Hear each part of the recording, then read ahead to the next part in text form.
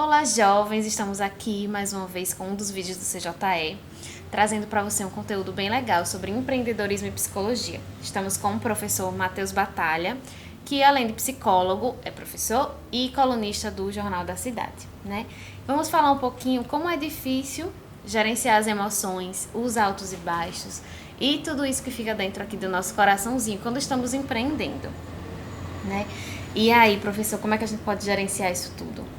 É bastante complexo, né? A vida não é fácil, não é simples para ninguém. E a gente tem que saber reconhecer que há sempre altos e baixos. Que há sempre momentos no qual a gente vai ter muito engajamento, vai ter muita, sabe, força de vontade e vai ter momentos também que a gente vai ter muitos obstáculos.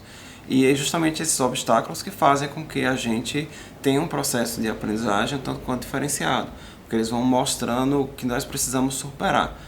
E quando a gente vai falar assim também na figura do empreendedor, ele não deixa de retirar essa essência de que dentro desse processo que a gente tem em nossa existência, nós estamos sempre criando coisas, né? Sempre criando elementos, sempre criando situações que tragam, de certa forma, algum desenvolvimento para nós, enquanto seres humanos, e para as pessoas que nos rodeiam. Que eu acho que acho que é o mais fantástico se a gente pegar da experiência humana, né? A gente pegar toda a nossa energia através de um senso de propósito para criar coisas que beneficiem os outros e a nós mesmos. E é interessante quando a gente empreende, porque a gente traça um plano, né? E eu acho que se eu fosse chutar uma estatística, 99% das vezes o plano vai se desviando e os caminhos vão mudando. E às vezes a gente começa a perder o controle da situação, o financeiro aperta e aí a gente começa a ficar muito desesperado, né? Então tem o financeiro, tem as suas ideias que vão precisar. A gente chama muito de pivotar aqui, que é quando você precisa mudar e transformar a sua ideia. E a gente precisa, às vezes, entregar um produto final que não era necessariamente o que a gente imaginava no início. E às vezes isso é um pouco frustrante. E às vezes isso é bom também, depende da ideia de como ela foi transformada, né? E lidar com tudo isso, às vezes, dá um aperto. Né? Tem uma grande amiga minha, professora, que ela está até no meu livro aqui, né? Ela escreveu o prefácio do meu livro, já falo mais sobre ele, que ela me disse uma frase que eu nunca esqueci. Ela disse: quando você é uma pessoa criativa, não existe possibilidade do desespero lhe domar. Por quê? Porque sempre você vai buscar uma saída, sempre você vai criar uma nova circunstância, sempre você vai fazer um novo caminho. Então não há motivo para você sentir esse desespero, porque uma porta fechou, uma outra porta vai ser criada com seus próprios passos. Na verdade, o que ela estava falando era uma analogia, né? Que na vida, quando a gente coloca a nossa criatividade a nosso favor, a gente continua sempre caminhando.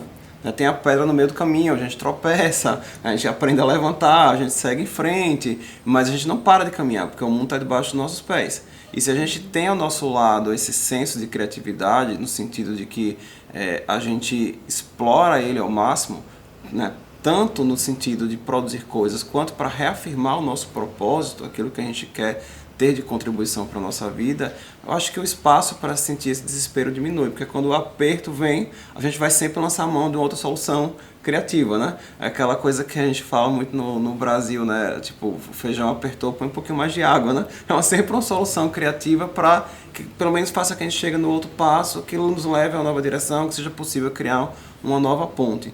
Eu acho que meu trabalho, fundamentalmente como educador, tem sido esse ao longo desses últimos anos todos, que é muito de servir como ponte para os meus alunos.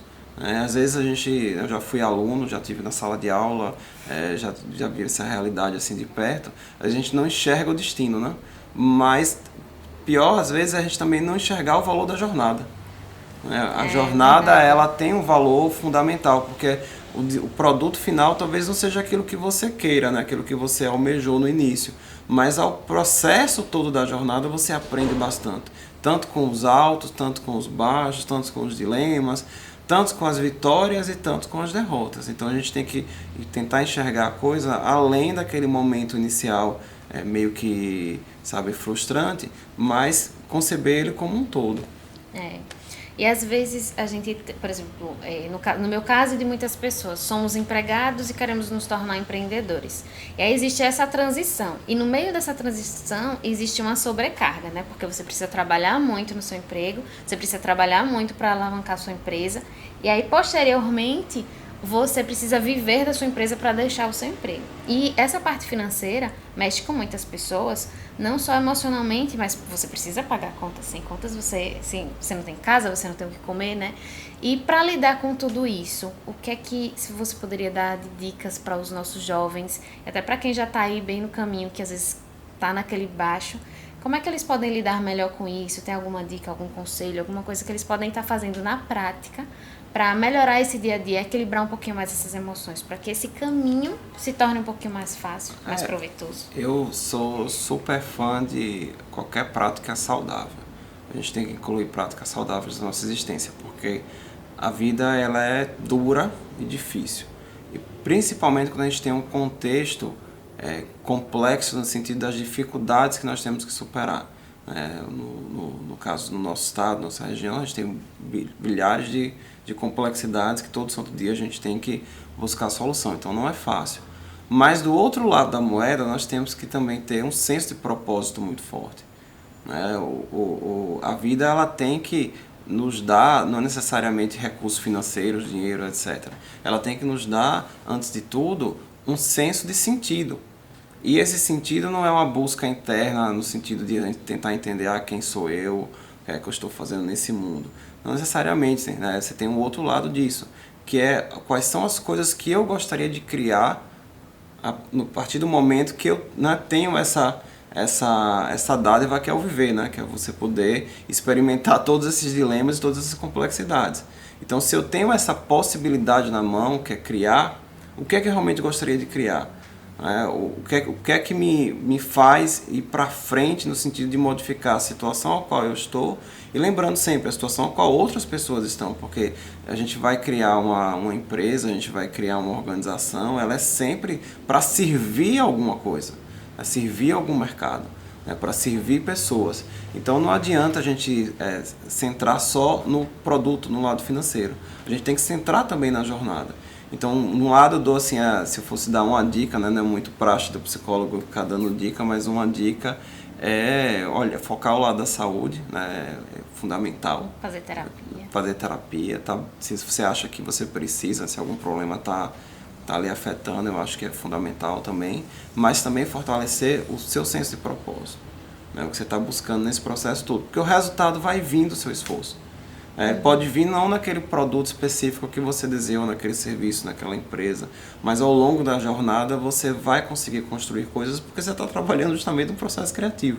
Em algum momento ali na sua história você vai ter coisas assim muito alegres, né? Uma alegria que eu tive esse ano como escritor, né, foi poder juntar as colunas que eu escrevi para o Jornal da Cidade ao longo do último ano todo, sobre educação, nesse livrinho. Não foi algo planejado. Foi uma conquista que, né, eu escrevo toda semana. Literalmente um ofício, né, um ofício de escritor. E aí, mais para o começo desse ano, surgiu a possibilidade, né, de fazer o livro. E eu fiquei super feliz, porque não era um produto que eu estava esperando do que eu estava escrevendo para o jornal, mas foi um produto que veio da jornada, veio do processo de criação. Então eu acho que vale super a pena a gente reforçar de que acho que a jornada é o destino mesmo, né? A gente não tem que ficar preocupado onde exatamente vai chegar, mas tem que estar preocupado com o processo como um todo, porque algumas portas vão se abrindo ao longo do processo que a gente pode tomar para si, né? Mas não era bem isso que eu queria, mas né? Vamos dar, como a gente chama, dar o pulo do gato para entrar naquela porta ali, porque ali pode ser que tenha uma coisa interessante para a gente. Verdade. Estamos no Setembro Amarelo, né? E aí a gente quis trazer esse tema aqui para os nossos empreendedores. E eu queria concluir, além de agradecer a sua presença e elogiar o seu livro, que eu já estou lendo, eu queria concluir com os momentos de crise, se a gente pudesse falar um pouquinho sobre eles, de grandes empresários. Nós falamos sobre jovens, né? Agora grandes empresários que estão na estrada há muito tempo, que às vezes precisa lidar com uma falência, alguma coisa assim, alguma coisa que a gente pudesse tocar nesse assunto. Olha, a gente está, acho que para a psicologia como um todo, a gente está no Setembro Amarelo, né? É um mês bastante significativo para a psicologia, mas eu gosto de deixar a mensagem assim, que por mais, difícil a experiência que a gente possa estar tendo na vida, a gente é preciso ter a possibilidade de buscar ajuda. Né? Eu acho que essa possibilidade, às vezes, né, o ambiente que a gente está vivendo não nos oferece, né, por conta de todos os limites, impossibilidades e circunstâncias. E às vezes, quando oferece, a gente, né, tem que buscar abraçar. Né? Então é uma questão difícil de lidar, não é fácil. Momentos de ruptura, né, tipo uma falência, uma coisa, eles levam a uma instabilidade emocional grande, porque se você pensar assim, é um projeto de vida às vezes que ruiu ali, né? Não é só uma empresa, não é só o trabalho de milhares de pessoas, é um projeto de vida. E do nosso lado, que é da psicologia, a gente faz um esforço enorme para fazer estender a mão, literalmente, né? Dizer, olha, nós estamos aqui, esse assunto é um assunto que precisa ser discutido, ele precisa ser encarado pela sociedade como um todo, como possibilidade de diálogo, para a gente fazer com que aquela pessoa que está passando aquele momento difícil consiga enxergar dentro também da sua própria criatividade, dentro também da sua própria força de seu senso de propósito, um novo caminho, né? Uma nova estrada, porque a gente não tem na nossa existência uma estrada linear, não existe, a gente não sai de A para B numa estrada certinha. A gente faz muitas curvas nessa estrada, algumas dessas curvas a gente faz por decisão própria, outras dessas curvas a gente faz por imposições, literalmente. Então, se a gente não discutir isso e não estender a mão e trazer as pessoas que estão precisando para a conversa, né, ou ela no sentido profissional, ou ela no sentido de um apoio familiar ou das pessoas que estão ao redor, a gente realmente vai continuar com fraturas, né, com fraturas expostas que nenhum de nós gostaríamos de ter.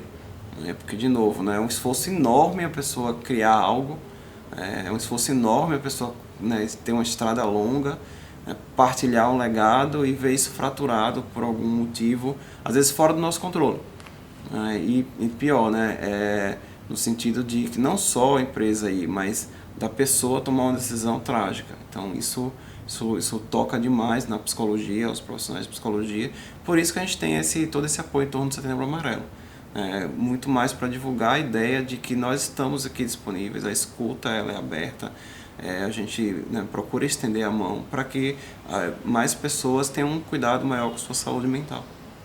Muito obrigada pela sua participação. Eu que agradeço, né? Deixo aqui meu recado.